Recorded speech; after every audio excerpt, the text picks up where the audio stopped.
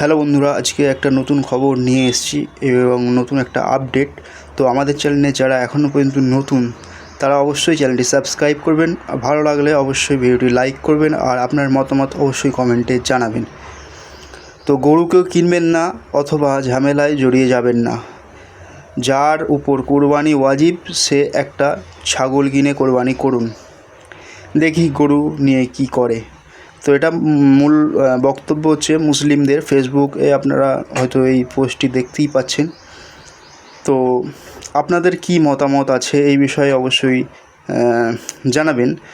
তো আমার ব্যক্তিগত যে মন্তব্য সেটা আমি আপনাদের সামনে রাখছি, যেটা হচ্ছে যে একদম ঠিক কথা যে গরু যেহেতু এখন 14 বছরের উপরে যেটা পারমিশন সরকার দিচ্ছে, সেই গরুর কোরবানি সেই গরুতে হবে না। কারণ কত গরুতে কি কোরবানি হবে? কোরবানির একটা তো নির্দিষ্ট একটা এই গুণ আছে, যেটা হচ্ছে যে পুষ্ট এবং কোনো শরীরে দাগ বা কোনো কাটাকাটি বা কোনো রোগে আক্রান্ত এরকম ধরনের গরুর কিন্তু কোরবানি দেওয়া জায়েজ হবে না, না কবুল হবে।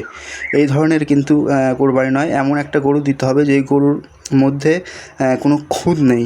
এই ধরনের গরু কিন্তু কোরবানি বা যে কোনো পশুই হোক এই ধরনের কোরবানির ওয়াজিব আছে। তো আমি মনে করি যে 14 বছরের উপরের গরু যে কোরবানির ব্যাপারটা ওটা না দেওয়াই ভালো। কারণ ওতে শরীর কমজোর হয়ে যায়। তো 14 বছরের পরে যেসব গরুগুলো সেগুলো কিন্তু মানে পুষ্টি থাকে না তাদের মধ্যে, তারা একদম অকেজো হয়ে যায়। তো ওই ধরনের আমি মনে করি যে কোরবানি না দেওয়াই ভালো ওই ধরনের গরু।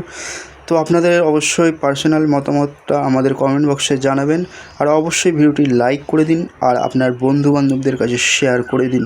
ধন্যবাদ। আমি মেহরাজ। দেখা হবে পরবর্তী কোনো আপডেটে। জয় হিন্দ, জয় ভারত।